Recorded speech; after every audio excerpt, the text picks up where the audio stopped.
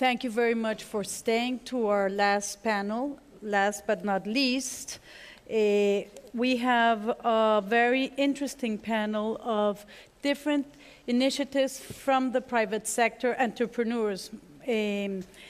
María Teresa, acompáñanos acá arriba. I'm very happy to have María Teresa Pulido, who is one of our community leaders, and she leads a very interesting association of farmers in El Meta, one of the Colombian regions where conflict has taken place. Welcome, Marisabel. You come from a mining company cement company called Argos, which is one of our multinational companies in Colombia, and she will be sharing with us some of the programs they have and some insights on what companies can do in the post-conflict. I have the good friend Nicolás, an entrepreneur of also on organic insumos, inputs for agricultural, and he's going to be sharing part of his experience and a new line of development of a business chain on a non-wood forest. And I'd like to welcome Terje Kutsen from a big multinational on fertilizers, which is Yara, and who has a big presence in Colombia. You are in charge of global marketing.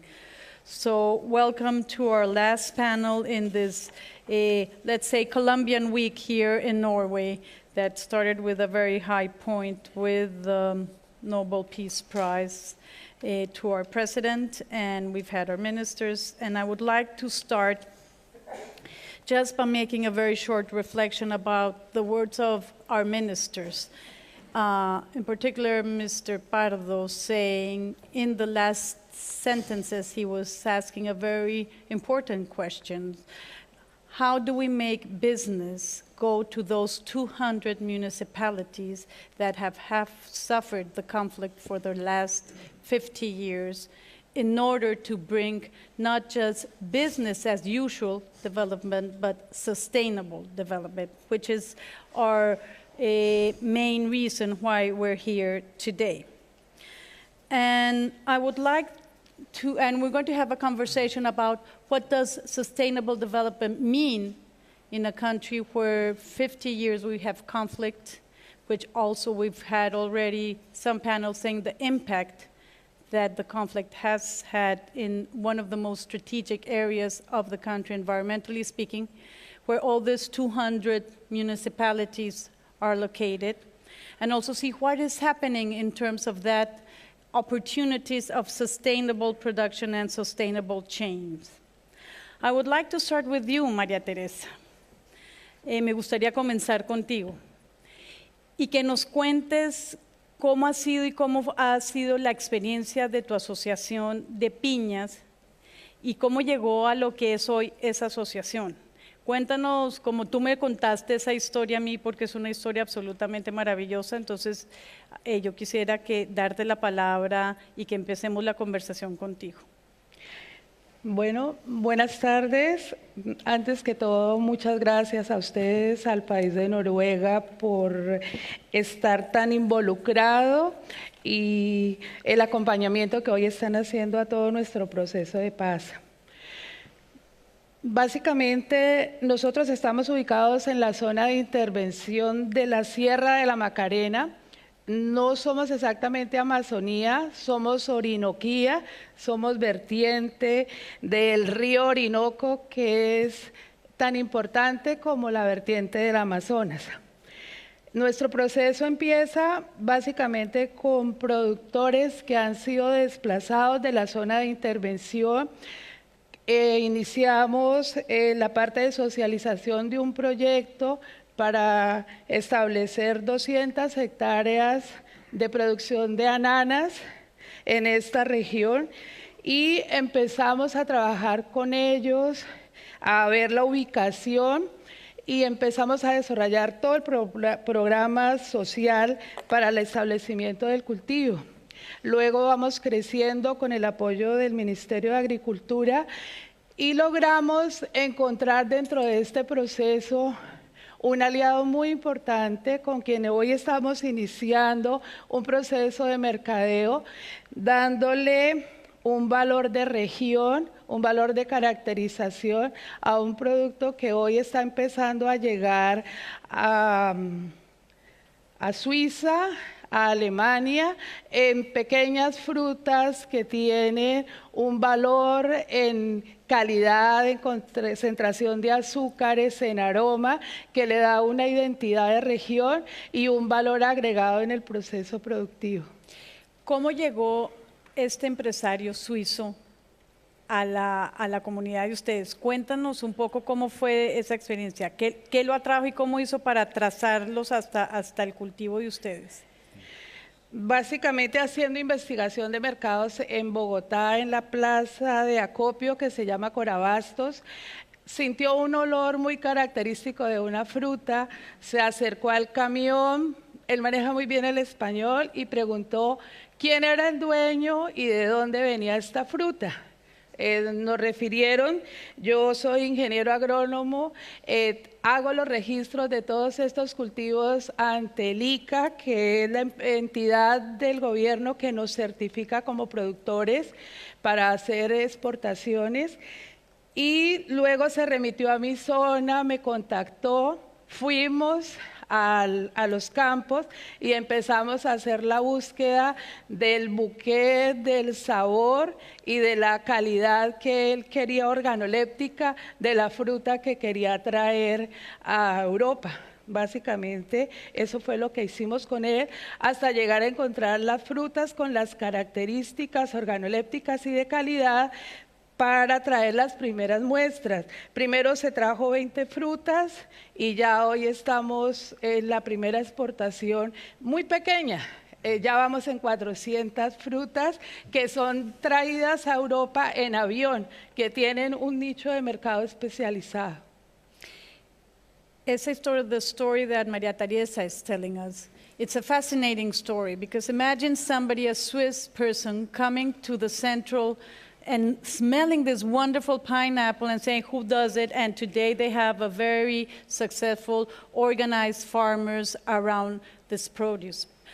Pero María Teresa, tú también trabajas acompañando asociaciones de productores más allá de la piña en una zona con mucha presencia hoy de las FARC y en donde hoy van a tener 4 de las zonas de transición de normalización de las FARC.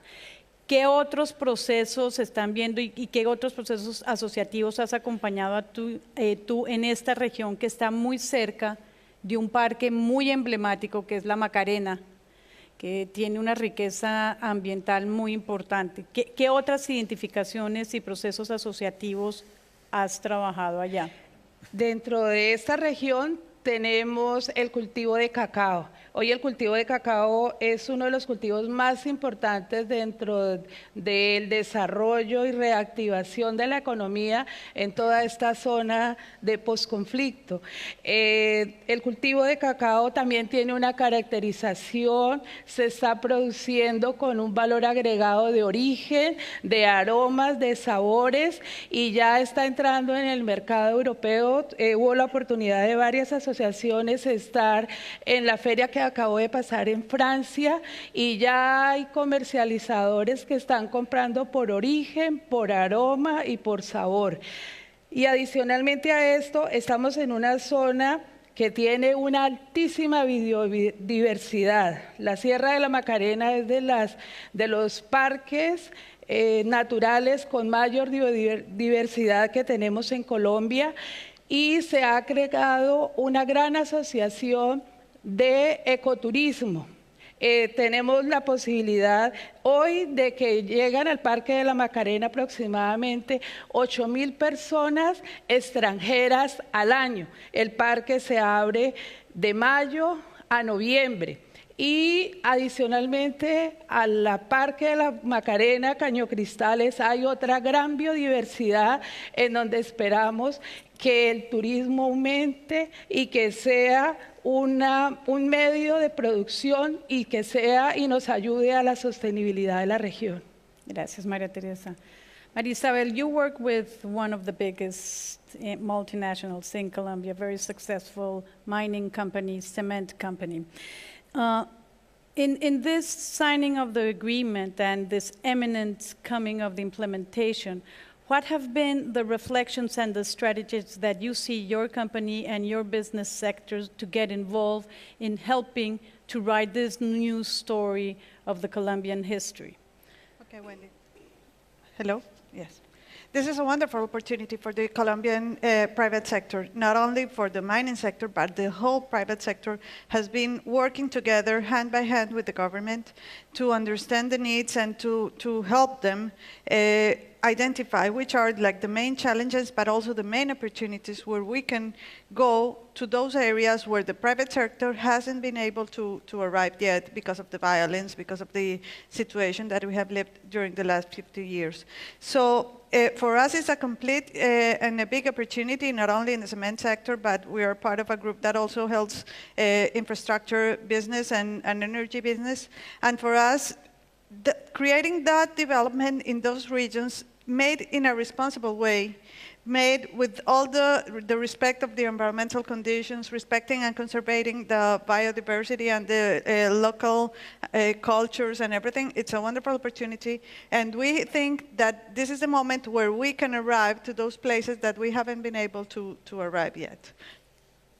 Do you have perspectives of exploration in those areas? And if you do, how are you going to manage such fragility of those ecosystems, particularly the Amazonian, the Pacific, and certainly the Guajira region, which is, maybe it's not here on the panel, but of course it's part of our reality, and we're very aware of the opportunities and risks also involved in that beautiful region of the country as well. We're working hand by hand with the government. The idea, and we are completely believers of the public and private associations, especially in the infrastructure business. That's the main challenge that we see, but also the main opportunity, that we can arrive with the hand of the government with roads, bridges, sanitary infrastructure, all those conditions that these regions haven't been able to have because of the violence, because of the situation. So working with the government, we have identified not only to follow the government's plans regarding, for example, the roads, but also these sanitary conditions and everything. So we are completely positive, and hopefully we want to begin working immediately because there's a lot of opportunities over there. Our Minister of Environment, Mr. Murillo, mentioned a very ambitious goal of 1 million restored hectares that have been degraded or deforested.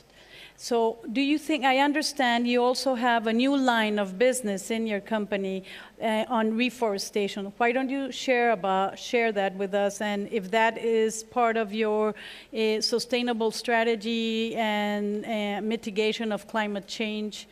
It's part of the strategy.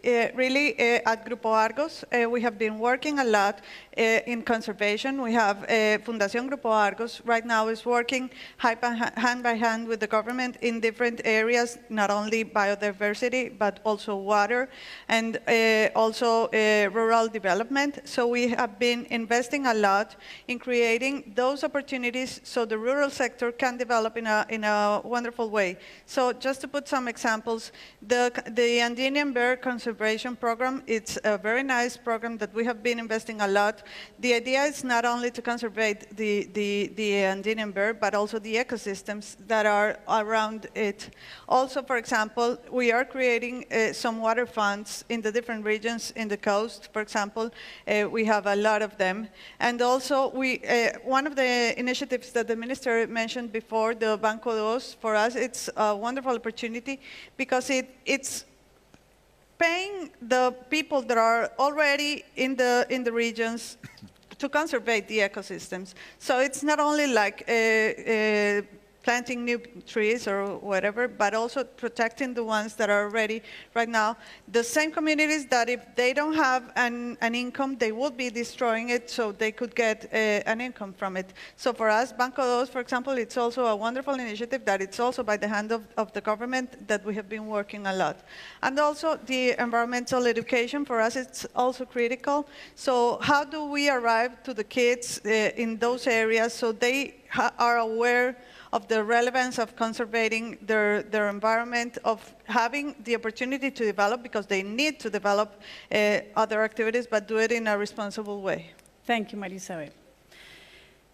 Nicolás, we've been talking for many months probably, and it's one of the few pioneering new value chains in the not business as usual.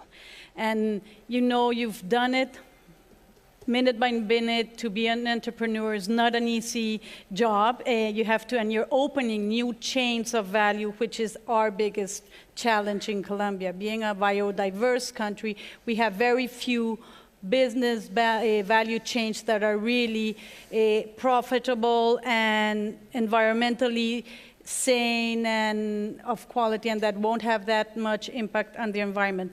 Share with us and share with your friends here in Norway how that experience has been for you, and what are the challenges you see in the future coming in the framework of post-conflict. Sure, thank you, Wendy.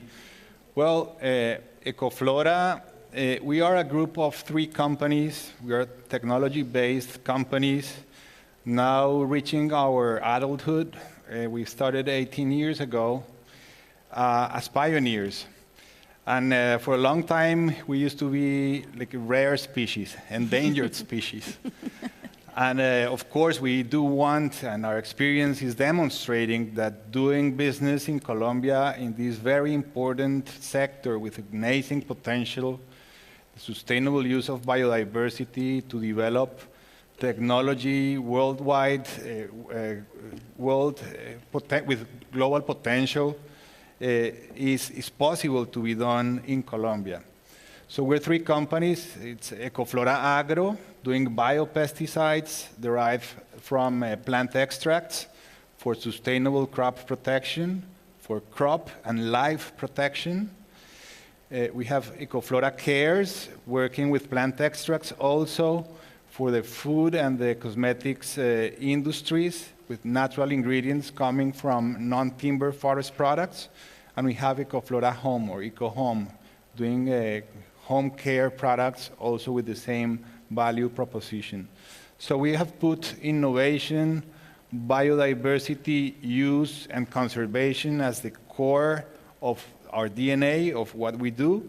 And we are contributing to the transformation of these industries and our value chains, not only in Colombia, but also with a global approach and the global potential. We believe we are, as an innovation company, have a key role to play during the post-conflict, and an enormous potential, not only for us, but for other companies that should come to our country to take profit of this enormous value hands on hand with the communities. We work very closely with Afro-Colombian and indigenous communities, sustainably using this tremendous biodiversity and its potential. And in each of these 3 companies, we are in a different stage.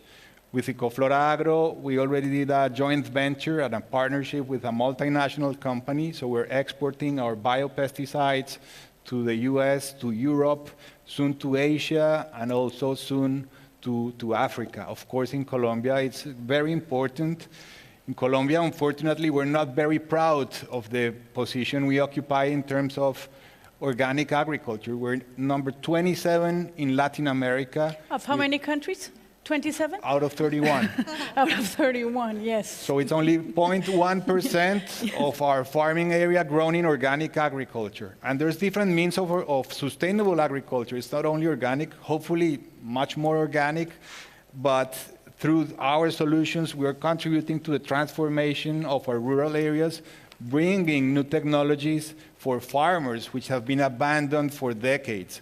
Actually, in the rural census done last year, after 40 years, which hadn't been done, as a sign of the abandonment of the rural areas, 10% of the population responded to have received technical assistance during their lifetime. So we are contributing to this change. And through Ecoflora Cares, I was willing to announce today a partnership also. It's about to be closed, but again, with a multinational company that has believed in what we're doing with a natural blue color. Is it a Norwegian company, by the way?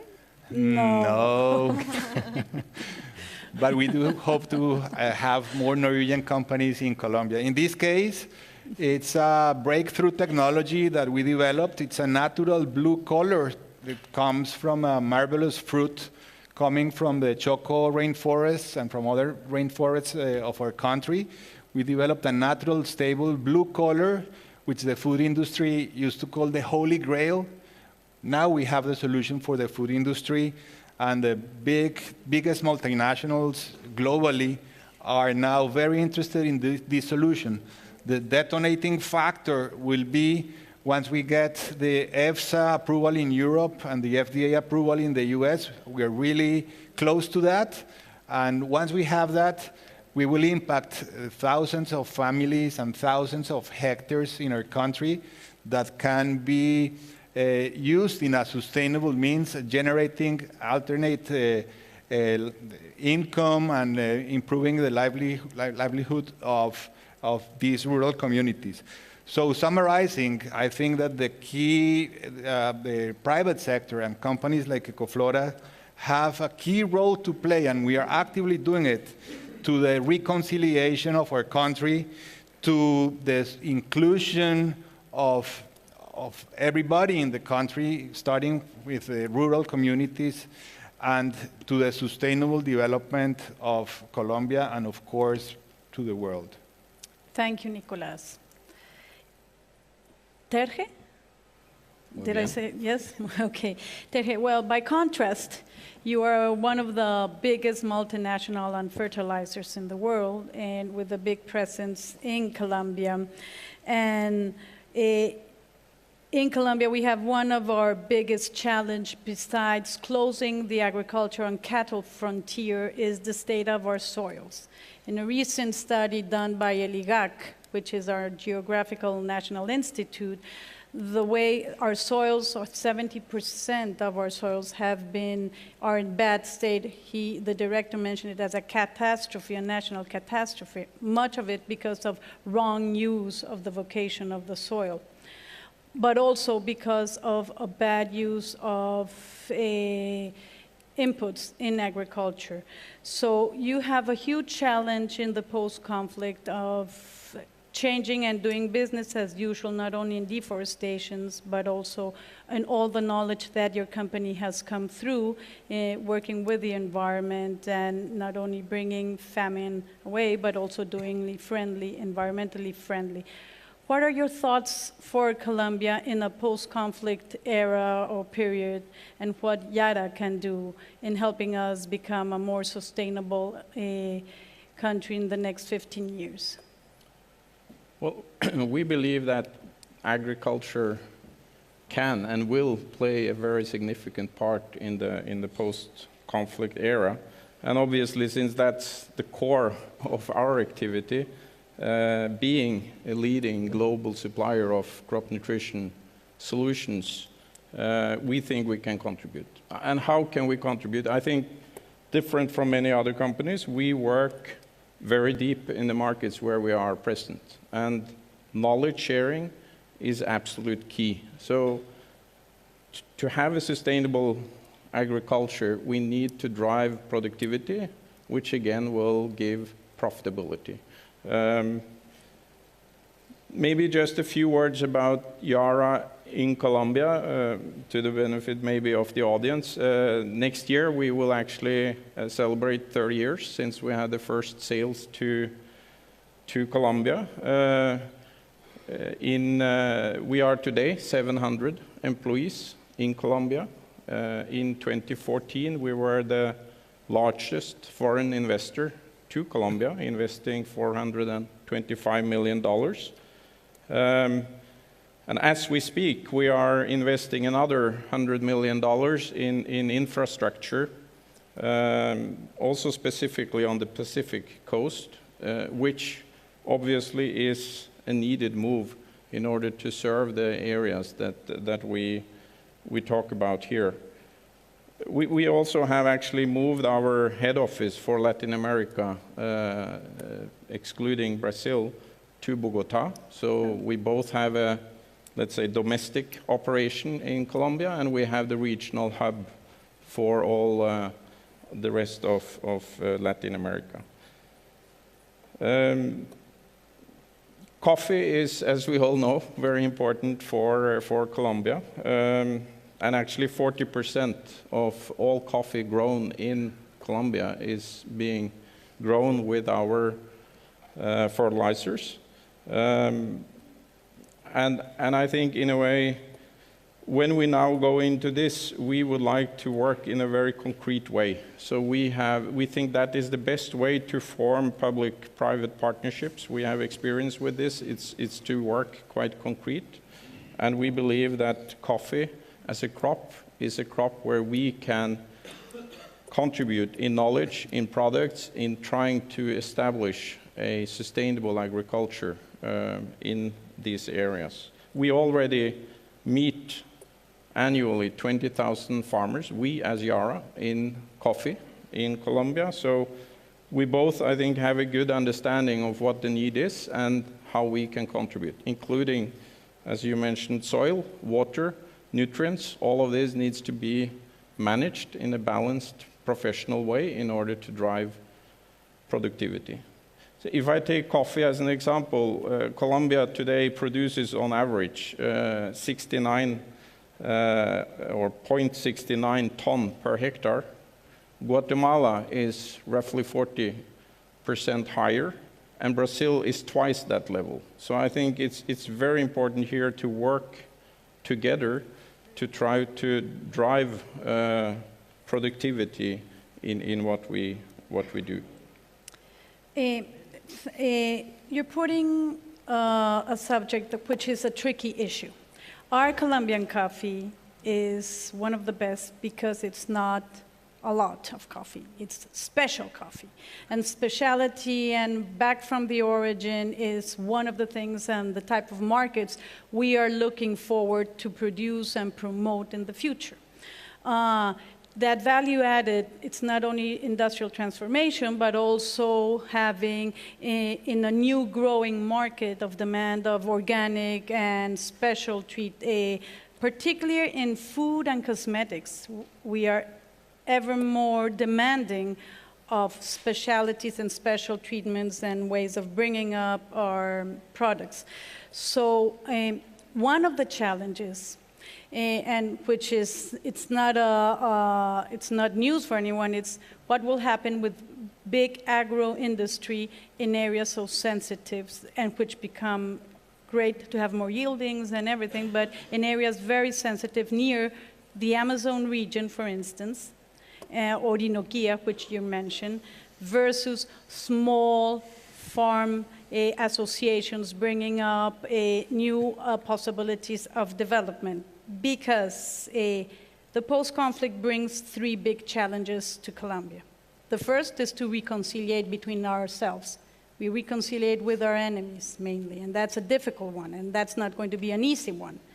And our enemies are our neighbors, our probably family members that took other political road than ourselves, and that's going to be the most difficult one. The second most important challenge that we have to overcome is how we make public policies from local and not just central government. And that is something very difficult for us in the central government to understand, to translate into real local policies. And the other one, and that means working with local communities, working with local authorities, working with areas that have no institutions with strong experience. And the third one, of course, is the reason, one of the reasons why we're here, is not doing business as usual, but sustainable development. which, as our minister says, it sounds very nice in paper. It's very difficult to do it and to offer new opportunities. I would like to go back to you, Maria Teresa. You not only have your association of pineapple growers, which are now exporting because of the wonderful smell. It's a wonderful story. It's like a Garcia Marquez story. Somebody following the smell, and then they get to you, and there you have a community producing pineapple. But you also advise, and you're a consultant, a local consultant to a lot of other organizations. How are you seeing the possibility of having development from the community, that you're not absorbed by the big agro-industry, and that you're able to really to close the frontier in a very, very fragile area of the country? So tell us a little bit more about how do a farmers association work in Colombia, in the area where you are?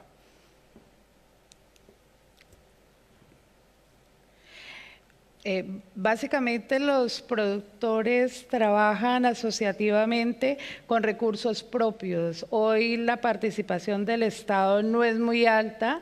Es muy importante que después del proceso que estamos iniciando, la participación del Ministerio de Agricultura y en general del Estado sea mucho más amplia, haya posibilidades de desplazamiento mucho más fácil en cuanto a vías de acceso, para que los productores puedan mejorar en cantidad, en productividad, sin que las áreas agrícolas se tengan que ampliar. Básicamente lo que estamos trabajando es en mejorar nuestra productividad, y lógicamente el trabajo que viene es seguir ampliando estos mercados, dándole valor agregado, y necesario para esto es la posibilidad de salir a los mercados externos, donde podremos buscar y encontrar un valor agregado dada la trazabilidad y la calidad de los productos. Nosotros estamos ubicados en el centro del país, en donde sacar un producto en fresco a los puertos es supremamente costoso. Entonces tenemos que buscarle valor agregado a la producción agrícola y pecuaria.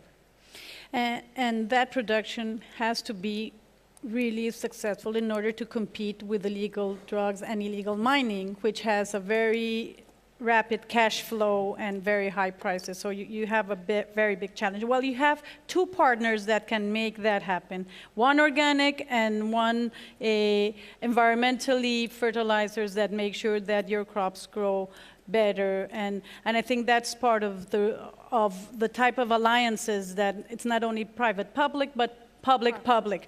Big private with small private is one of the biggest challenges we have in the new post-conflict. How do you see that not only private-public alliances, but with bigger companies and smaller companies joining together? It's also a big opportunity, Wendy. For us, for example, not only in the same business that we are, but expanding, as you were saying before, our businesses. For example, we are completely working in getting into the agricultural business, but how did we arrive over there? Because of the interaction with our communities, we identified that was part of a big issue that required a lot of help and company from big companies. So we are always trying to identify those local associations or communities that have the intention and the talent to work together. So we help them to develop their capabilities. And so, for example, just to put some ideas, we are working in rural development in some municipalities in the coast, in Ovejas and Carmen de Bolívar, for example, where we are working with agricultural associations about honey, ajonjolí, I don't know how to say that in English, and so, some like Sesame support- Street. sesame seeds, supporting them like in the entrepreneurial and all the development of the enterprises with the help of us. Just so like in an alliance, but in a different way, where we are teaching them how to work together, how to create those bonds, how to associate, that it's not easy, especially in those municipalities that have been affected hardly by the violence in the past. So they don't trust each other. So we need them to build. And they don't trust big business either. Also. So we help them create those bonds. How? By education. That's one of the things that we believe the most. But I guess that's something that really it's going to generate a big impact in the country. Okay. Nicolás, thank you. Sorry. You've been successful in working with communities, which is our biggest challenge now, is how to work with communities that own the forest. But what challenges do you see that in the future if you want to expand and make bigger, and if you think that that's one big line of development for Colombia, working with biodiversity? What are the biggest challenges of working with local communities which are owners of the forest? Well, of course, building capacities and education is key for these to succeed. And also developing clear rules at all levels in terms of regulations, in terms of how to access this biodiversity. Actually, we have been the first company in Colombia to access biodiversity following the Nagoya Protocol through all the access and benefit sharing procedures with informed consent of the local communities. And this is in part why multinational companies working in the chemical industry, interested in natural products chemistry, is coming to our company because we are a technology-based company located in the heart of a very privileged country in terms of its biodiversity, a biodiversity hotspot. So having clear rules is instrumental. And of course, enhancing partnerships with other companies, multinational companies with incentives to promote foreign investment is key. We are proudly a certified B company. B corporations is a global movement that started 10 years ago. We're now 2,000 companies globally, and B corporations are promoting business as a force of good and as a force of change. We are not only willing to be the best companies in the world, but the best companies for the world. So the means of how we do business in this post-conflict era that our country is starting is going to be instrumental. So we need more and more B companies, B certified companies to join this process. Great idea to start to stimulate B companies for the post-conflict. And how are you willing to work for stopping deforestation, being agriculture one of the principal drivers in Colombia, and cattle growing, actually? And then the public, if you have questions to these magnificent panelists. I think the core message we have as Yara is that we need to work towards having increased use of the land already in production. Make sure that we increase productivity there, and by that we get the sustainable intensification. If I lift it even beyond Colombia, although this is very relevant for Colombia, 25% of all greenhouse gas emission comes from agriculture. Of that, 25%, or half of that again, is due to deforestation. So if we are to attack deforestation, we need to basically stop deforestation. How can we do it? By having sustainable intensification of the land already in production. I would also like to say, because I very much could share what Maria Teresa explained about increased productivity and quality of the crops, that is what drives this sustainable intensification. So I think for us it's important to tear down a little bit this big multinational thing. We work very deep. We work with farmers to try to convey and help with knowledge to increase productivity, which again will increase the profitability and the livelihood of the small villages around. This we do in Asia, in Africa, in Latin America. It's about bringing that knowledge out in, of course, combination with the products that we serve. We think that that is the way we can contribute in, again, increasing the productivity on land already being in use for agriculture. Thank you, yeah. Terrific. I would like to know if somebody of the public would like to make a question to the panelists. Yes, please, if a microphone.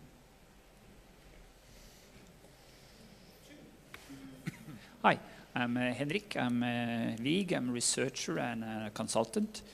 There have been a lot of talk about public-private partnership and so forth. I'm very much a fan of private partnerships facilitated by the public or by the governments. So in the Colombian case, Yara is talking about intensification of production. Colombia got a huge possibility of actually producing biofuels, sustainable biofuels in these degraded pastures that has been discussing implicitly in these discussions here.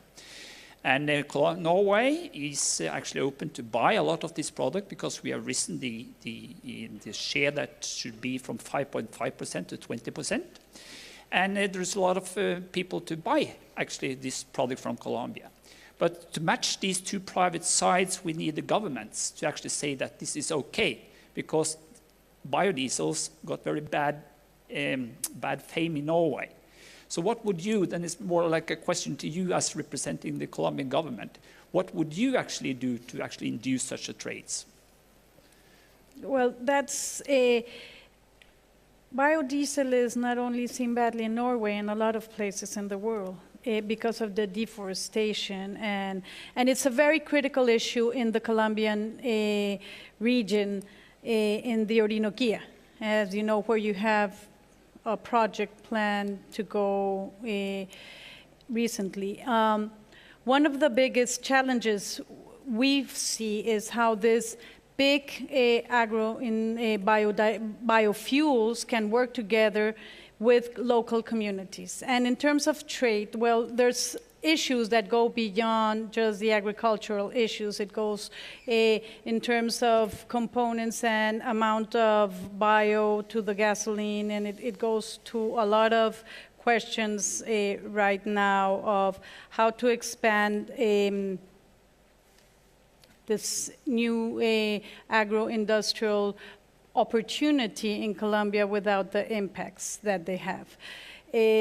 One of our biggest challenges is how do we start to work together with big companies and small farmers? And because what we want to happen is we don't want the big companies being very successful, a lot of good profits, and displacing smaller farmers, creating potential new conflicts in the future.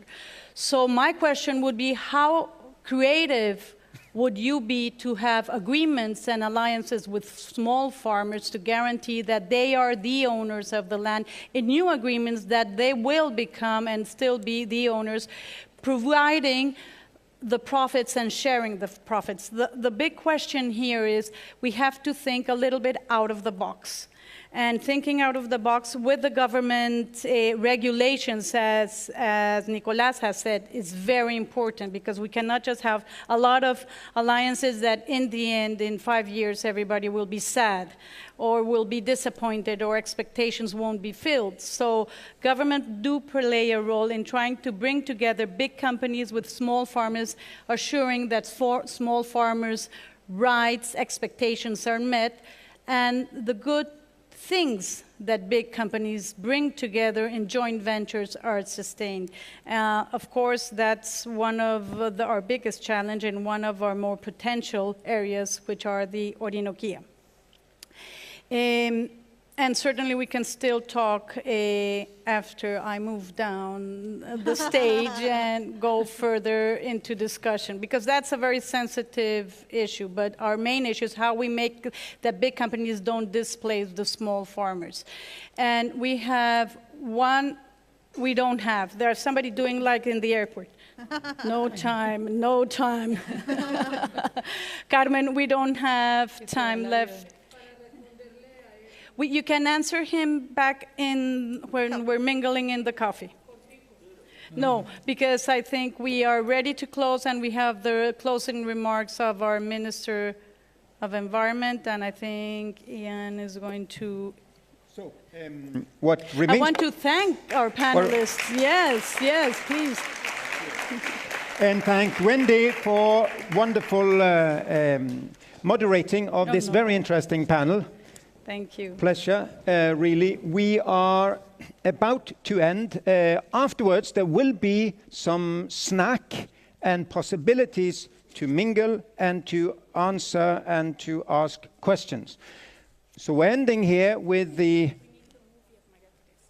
and we need now first to see the quick film. And when we've seen that film, we will have Minister Murillo say a final word.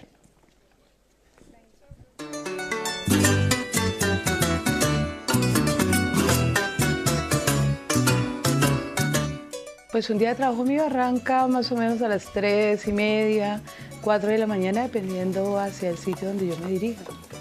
Mi trabajo como ingeniero agrónomo está fundamentado en el apoyo a asociaciones productoras de esta región para sacar un cultivo que sea amigable con el ambiente y que le permita a los productores solucionar condiciones de vida y mejorarlas. Hay una particularidad, y es que los asociados a este proyecto son los llamados agricultores sin tierra, y sus proyectos productivos los hacen en tierras alquiladas. Nosotros somos 141 productores de leche de la región. El proyecto de nosotros es el apoyo hacia la población campesina, que estuvimos en una zona olvidada por el Estado. Había una desesperanza en las juventudes que solo pensaban en los cultivos ilícitos. Hoy en día estamos en una recuperación inmensa de las bondades que nos presenta nuestro territorio, ya que es un territorio muy rico en aguas, muy rico en calidad humana. Que nos conozcan, no solamente por el tipo de violencia que se ha venido desatando, sino que nos conozcan con un sello de calidad, un sello de producto, que ayudemos nosotros al sector agroalimentario del país y también del mundo. Lo que estamos mostrando es que sí se pueden hacer las cosas y que son los proyectos que son amigables con el ambiente, que eso es un aspecto supremamente valioso. Nosotros tuvimos la iniciativa de buscar los perfiles sociales que la nación necesita para que haya una construcción hacia la paz. Buscamos los afrodescendientes, indígenas, jóvenes rurales, víctimas, desplazamiento, y pues próximamente vamos a entrar a hacer un grupo de desmovilizados a través de nuestra asociación para que ellos también accedan a los proyectos productivos. Cuando uno aporta el conocimiento, cuando uno aporta la experiencia a todos estos procesos productivos, se está sembrando.